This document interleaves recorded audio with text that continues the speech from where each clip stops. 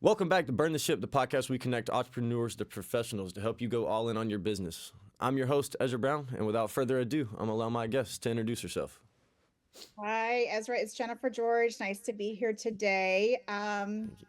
Gosh, I don't know if I would be able to encapsulate everything I do in a short synopsis, but I am a marketer with over 20 years of experience. Been building brands, starting with Kaiser and Intuit, and then working into small business and startups, and actually accessibility and more community driven programs as well. That's part of the marketing mix I do today is supporting, obviously lots of different community aspects in Yeah. their mission. But, my passion and my drive is all about the connection between messaging and creative and growth goals. Like that's really what I tend to work on across the board with, whoever kind of crosses my plate and I have really the opportunity to work with or connect with.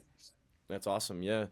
So, Jennifer, kind of tell us, told us a little bit about what you're doing, marketing, obviously, and Mhm. helping build brands. Everybody needs it. It's a very crucial point in growing your business. But really, kind of what got you into marketing? What was that? Kind of tell us a little bit of how that comes about. That's interesting. I was thinking about this the other day. I was looking back at like really what got me involved from the beginning. And I had the pleasure of working or actually taking a course in college where it was the person who had launched Coca-Cola and had really done some amazing work early on with these massive agencies. And I was just enamored with how do you take this concept of building a brand or building a value proposition from zero for something that never exists in the market, like a Coke, right? Or Right. like a McDonald's, or like these brands that we see today, they're kind of part of our DNA and society. And so this person kind of presented her whole structure and strategy and how she did it and why she did it. And I was blown away that this could be a thing. Right. And so that's really got me started because I was excited about brand building. But Ezra, I think if we look at what's happened, right, into we fast forward years from when I took that course, Right. people skip that, right? And Yeah. they jump to like, well, I can do it myself, or AI has given me the recipe, and I'm just going to act on that. And that Yeah. foundational experience that we've had, and how brands are built, and why they're built on passion and purpose and principles, that Right. is like, I don't need that anymore. you know, Yeah. like that's Yeah. gone, and it made me really, and I'm still probably processing that of what does Right. it mean for my profession, right? If that I makes got you. Kind of, yeah. In a way, to me, I mean, yeah. Because I don't see the marketing side of it. I'm a terrible at marketing. That's not something that I could do. Because I'm in sales. The only marketing I can do is me getting out and beating the streets, and right. calling people on the phone. Just Yep. doing the grunt work to try to get somewhere. Right.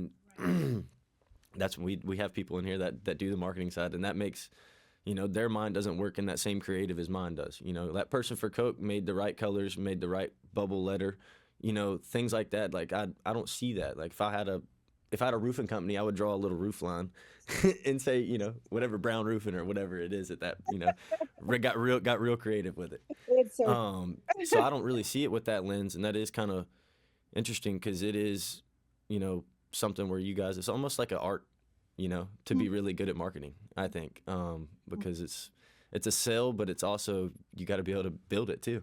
hmm hmm hmm And then like so yeah. with you, are you going in and building brands, or are you kind of working and helping them build like are you helping build Great the logo, quest. things like that? Yeah. So a good question. A good example is somebody who has joined a company a couple of years ago at a consulting firm that works with a very specific market. And they thought, oh, well, you could help rebuild this company's brand and put together a better value proposition and really modernize them. And so I'm like, yeah, I did that, right? And that was really what I work with them on. And because these guys were stuck, past 10 years ago. And so I knew Right. that I had to refresh them. And part of my experience is building that block for them. So they look more modern, we're conversion orientated, but it's not just that, it's like how your brand is represented in the market and how you're going to use that as a building block for your company, right? And so I did that for them, and then I ended up getting more work around that and more work around that. People who are looking to just, hey, what's going on? It's not just about what I built in the year 2000 or Right. 2005. I've got to cross Right. the threshold, and what's your recommendation based on where I am? And so I think we see this point where, as a business, as a small business, or even a startup, or up to maybe $50 million or $100 million, you have done it enough, right? You have gotten, but to get past the next hurdle of growth, you will need to invest in something, right? And you'll Right. need to change and pivot, and that becomes marketing, right? Becomes that investment. And it's not just the ad, it's the alignment of your creative and who you are and your vision and your presence. And then how we serve that all back into kind of a gift, for Right. the market to digest and to eat and to use and to leverage. Yeah, that makes sense. And then what would you say is kind of like, what would you say your strategy is versus another person in your, or your approach or strategy? It could be the same thing, but your approach to somebody in a company. Say you're going to your ideal client, and you're pitching it to them. What makes you different than somebody else? Mm-hmm. I think because I've done it at scale, Right. and I've invested a lot of money for companies I've worked with, and I've lost a lot of money. Like, I've learned from working at scale too. I can easily come in and provide those recommendations of distinct brands and where they're going to get traction and where they're not going to waste money, and really what those pins are to drive them forward and what's a waste of time. And I so got you. I can easily go into those meetings and calls, especially with my clients, and I give them advice and this insight. Now, whether or not they want to take that, that's up to them. And I am Yeah. a consultant that's like, hey, it's not like, I'm not going to force you down a path. It's about collaboration. And that's really why the clients I've worked with for, a couple years, right? Or a Yeah. period of time, because, it's about being part of the ship, Absolutely. Yeah. building together, but I don't want to force you into a direction that you're not comfortable with. And so Right. it's a slow process, sometimes it's a quick process. And so that's the Right. kind of consultancy I bring to the table. While I have that knowledge and that insight, and I might caution against going a certain direction, ultimately it's up to the business owner to own, right? And Absolutely. we're that partner in the process to help make them successful, regardless of the decision that they decide to make, right? Um, Absolutely. and a good example of this is, I have a client who I'm like, hey, you could totally own Google Ads tomorrow. It's so cheap for you. It's like 5 cents a word or whatever. It was ridiculous, the analysis I did. And I'm like, this is much better than your LinkedIn strategy. And we'll recut your strategy and we'll redo it. And we'll redo all the stuff for you. I really feel like this is a cheaper way, faster way to grow your business. And he decided not to do it. And he still decides not to do it. And then we still work very hard for them on LinkedIn and optimizing everything else on LinkedIn for them. But Right. still realize in the back of our mind, hey, Google's still the best way for him. But it's not, because it's not my company, right? It's his Right. company, it's his decision and where he decides to spend his time. So Yeah. that's a very kind of collaborative approach I like to talk about. Absolutely. Okay, that makes a lot of sense. And that, that makes people also want to work with you when you're not. They don't have to feel that pressure, and Oh, they right, are. They feel that consulting where it feels like you want to help them versus, like, look, man, you can do what you want to do, but I'm yeah, trying to help you. But if you want to absolutely. do it that way, we'll still do it. Take off. Yeah, yeah, no, and it's truly, and it's also like my clients too, that they'll call me at 5 or 6 or 7. They have a question. I'm not Yeah. gonna charge them for my time. Like, we're gonna Right. have a conversation. Like, hey, you're bothered by this, or you have a concern about Absolutely. this, or you have a concern about other parts of your business. You just want to talk to somebody. Like, Yeah. each being Mackenzie and Yeah. charging you for, that hour, to me doesn't make sense. And so I Yeah. really saw myself as, I'm a partner in your success. I never want you to think about, like, gosh, I have to pay, Jennifer George $100 for 30 minutes of a call. Like, that's Yeah. crazy. Yeah. So please just call, let's have a conversation. And I just want to help you regardless of the outcome. And don't think of Right. the cost to your business. Like, that just isn't something that even factors into how my clients make their decisions. Mm-hmm. It's like, we're Mm-hmm. just gonna call her, I mean, Yeah. they know that I'm not that type of consultant.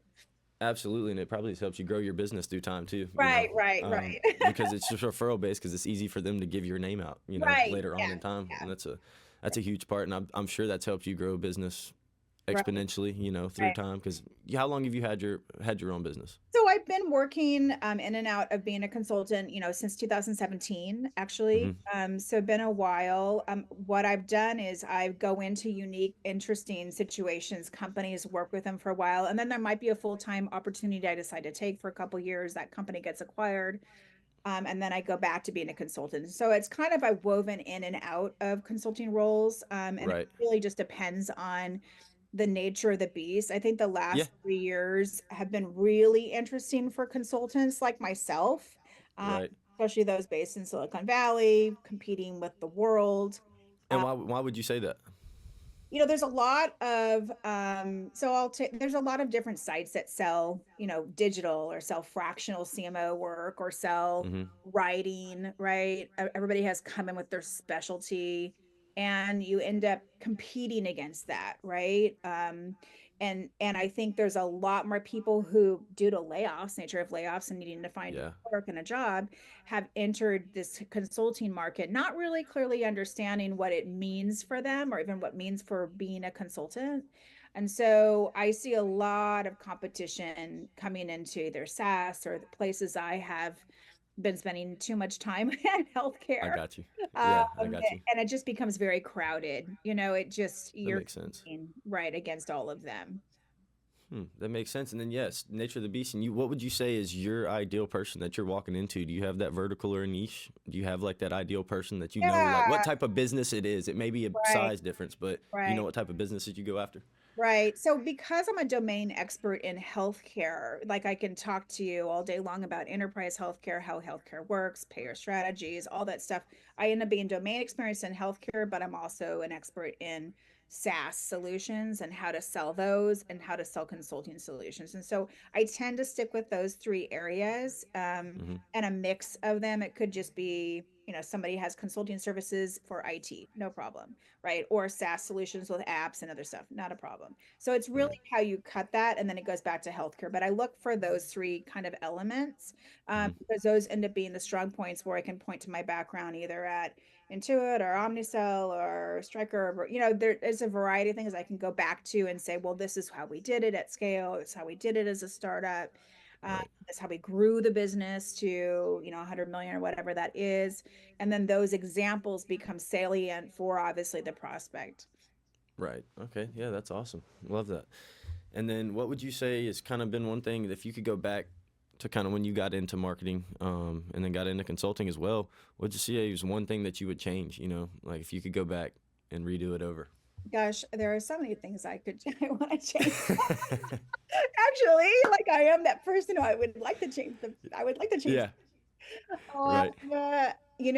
I made some grave decisions, I think, early on about marketing where I was working in medical device and I thought I knew what the market was going to do, right? Hmm. So I chose a certain path for us to invest in our products, and our marketing strategy to invest in. I chose this direction. And guess what? The market pivoted, right? Reimbursement pivoted, doctors pivoted, payers pivoted to a higher cost procedure. And I actually didn't see that happening. And so it ended up being a pretty costly decision to double down in a market that basically proved to be very unstable. Um, Right. and I think that has taught me a lot moving forward. Last 15 years, I tend to be very split orientated. So Okay. my caution is always never go all in on this. Like you're going to go all in here and then you're going to split here and split here, right? You have to Right. kind of divide up those eggs. Um, Absolutely. and you cannot predict the future at all. Yeah. So Yeah. that I think is always relevant when I look at people or look at programs or companies, is like, what's your A, B, C, D, E strategy? Because Makes sense. A is going to go, right? And Yeah. you've got to have C, D, E, and F, right? So what's that going to be? And if you didn't plan for that, you're going to need to start being a little more, action oriented. Absolutely. No, that makes sense for sure. Definitely. Because I could tell you right now, because I've been doing what I do now. Played college baseball for 5 years. Yeah, yeah. COVID gave me a victory lap, and I took it. But what's it called? I've been doing this now for a little over a year and a half. if I go back when I first started, I would have kept down, because when I first started here, I mean, it was, I mean, I still call a tons of people, but when I first started, I was probably calling 100, 250 people a day. And I, Wow. you know, in that range every day, like 100 if I was had a couple networking groups that day. But if I was just at the office, I'd Gosh. rip out 250 phone calls and then go back and do whatever I was doing, like running the street, My talking to people. gosh. Wow. And then I didn't keep a CRM very well, Okay. Yeah. probably for like 9 months. How did you track all the people that you called though? How did I how I did would just I look. Excel? I've closed 5 deals last month. Yeah, like for us, we usually like 1 to 2 is a really good month. For Yeah. credit card processing, merchant service sales, if for good ones. I did 5 last month from people that I'd just been talking to through the year. I was just remembered to like keep following up with them because I'd stayed in touch with them. Oh my gosh. Just not that same conversation like, hey, Yeah. get paperwork conversation, just Yeah. not in the CRM anything. And they've been telling me it was gonna bite me in the butt, and it finally did. I was like, Well, yep. yeah. I was like, Right. yep. Well, we're gonna figure it. I'm gonna figure it out. I'm gonna get it and take care of it. Want to track your data. I mean, I understand exactly what you're saying because even when I was pitching companies and I would keep them in a folder, right? Yeah. I would keep them in this thing and I'd be like, okay, did I talk to them? And I'd be like, and that Mm-hmm. wasn't in a structural database, right? And so Right. I never really thought about my work in that way. Although I would advise people to do that, I wasn't doing it. Yeah. Absolutely. I'll do the same thing. That's funny. That's awesome. And then pivoting it off of what we've done bad. What did you say? That's one thing that you do really well. What would you say that number one thing is about you whenever you're coming in to help somebody? Mhm. Um, I know that people probably oversay it, but you really I have a very, very good digital lens. And I think because I've worked with IDO, I've worked with Intuit, I've worked with user experience teams, I Yeah. can easily go in and be like, okay, your page needs to go da da da da da in order for you to convert. And I Right. proved this during COVID because I started challenging myself, at the company I was at. I'm like, I bet you I Yeah. could design this page in one day and have it start bringing in sales tonight, right? And it did it because I'm just using applied logic, okay, Right. at scale, right, and how Yeah. we design pages quickly. And so while so Which is logic to you guys. right, which is because I mean, I used to put like 100 microsites. It was ridiculous. Like Right. just it was really crazy. You can do it So with your eyes closed nowadays. yeah. So now I'm like, I bet you I could just done. And then it was funny because then they were coming in. They were like, oh my gosh, I drove the conversion from 10% to 55% or 30%. And so these numbers become nutty. But to me, I'm Yeah. like, oh, it just proves that structured process online, right? There is a formula that works. Now, it can't apply for every market, but once you Right. know the market you're in, I bet you these marketers that have been doing that for a while and know these brands, they understand this recipe, right? Yeah. And so that's really where I can come and provide that guidance. But the problem and the challenge is that there's so many people that sell that to the next client too, That makes right? sense. They're like, Yeah. I'm an expert. And so I'm like, oh, yeah, I've been doing That it for makes sense. a while, but I don't Yeah. know if I would say I'm an expert anymore, you know? Right. So I kind Yeah. of play it, but it's the fun sandbox I like to play in. I hear you. And then, got a couple more questions for you. Really is, what would you say that you're gonna do with your time, Jennifer, whenever you can kick your feet up? What do you want to do with your time? Hmm. I am a big getting outside person. I think because I had spent way too much time when I was young working under the desk and the desk, sleeping on the desk. And I think now balance is really vital. I feel myself getting nervous if I've Yeah. been in the same spot for too long or Yeah. Yeah. right. So I do try to take healthier breaks and I really try to get outside and whether it be gardening or visiting beautiful gardens or things that are aesthetically just museums, things that are just really different, soothing, interesting to me. That's kind of my downtime. And Right. I need that, I realized. to actually come back with that fresh perspective. And so it to me it's this year, and I think continue the quest of how do you continue that kind of thought process and give yourself and give people around you that type of space, right? I Yeah, think for me, it's important to kind of manifest that. absolutely. Well, look, you guys are Northern California. It's beautiful up there. So It is. There's so many places to go. I mean, there's yeah, walk trails, there's the beach. You can go from Tahoe to the beach to, the hills on a amazing hike in the redwoods in like one day. So, what my next question was about to be. Y'all have redwoods up in Northern California, right? That oh, it's beautiful. I have a little that's red awesome. grove that I water. Really, Yeah. I'm that's always incredible. like freaking out about the little reds. I'm sleuth watering it. Don't tell Yeah, anyone. that's awesome. That's awesome. Gonna water in the car. Yeah, no, that's incredible, and yeah, getting outside, I believe that's a good balance. Like that's something my parents believe in it too. They travel a ton, like they even always have. Like, look, we always got to make time. Like we work hard, we're getting out. We're gonna leave Yeah, for a week. We're yeah. gonna leave for about 2 weeks every year and go somewhere. I love it. And then they'll go on a little mini vacation on the weekends. Absolutely. They'll fly to Mexico or Ah, somewhere. yeah, Like, okay, well, why not? yeah, And so I'm like, I guess I understand. And then it helps you reset. It definitely makes you, you go a little harder when you come back. yeah. Sometimes it's hard to get out of it, but sometimes it just depends on what that mode you've been in, Right, right. depends on how you're Absolutely. looking at it. Right, It's right. I always, think the it's always, connections, yeah, I mean, the connections, I think, to the outside, right? And yeah, also your inside person. Like I feel it goes back to that balance, that perspective we're having is what are we doing to refresh ourselves, nourishing ourselves? What are we doing to giving back? What are we doing in our work? And that is all about balance, right? And so our right. perspectives change when it gets out of hand, right? Where we might be leaning too much on one side or too much on another side. And so I think you're able to be your best self, right? When everything is kind of in equilibrium. Yeah, absolutely. And then the last thing I got for you, Jennifer, is what's that? What's been that burn the ship moment for you? Do you know where we got the story from first? And then what was the burn the ship moment if you don't know where we got it? For the ship. Oh my gosh, you had told me this too. Okay, you're gonna have to refresh me on burn the ship.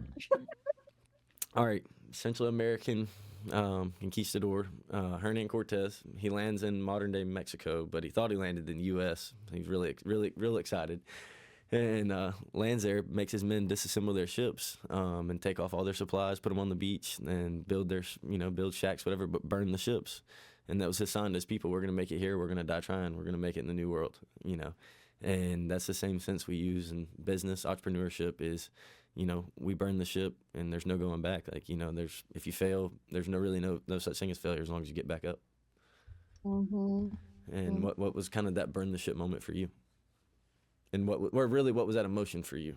Yeah, I it's so interesting to kind of parlay that into healthcare. So that's probably what I'm going to do is, I was working on a solution that was designed to um, kind of support oncology patients and who had pain management issues and all that stuff. And so when I designed this product and was working on this product launch, to me, this was the panacea of my career, right? I was willing to give everything up and work for free. And I even told HR that at the moment was like, I will do this forever because I felt like my contribution to the world and to Yeah, society had finally reached its pinnacle, right? And so yeah, that's awesome. you keep that perspective of like it's always been about like where's that influx happening where there's the contribution to society or community or what I'm doing, and then also what I'm passionate about delivering and that kind of connection point with my background. And so Right. me, I look for that, but there's only probably been a couple in my career where I was like willing to risk it all and throw it all away because I really thought the value proposition of what I was doing and building was so vital to the audience or group or engagement that I was, it was imperative, kind of an imperative endeavor, regardless of how much I was getting paid. Yeah, no, that makes sense. That's awesome. But no, Jennifer, thank you so much for coming on today to burn the ship. But tell the people where to find you. Yeah, Oh, yes. I appreciate the time too, to connect. You can definitely find me on my website, which is totally simple. It's jgmmc.com. But also I am on LinkedIn too. So easy to haunt me or stalk me there. Yeah, awesome. Yeah, we're gonna put Jennifer's links down below so you guys can click them if you are interested. Once again, guys, burn the ship.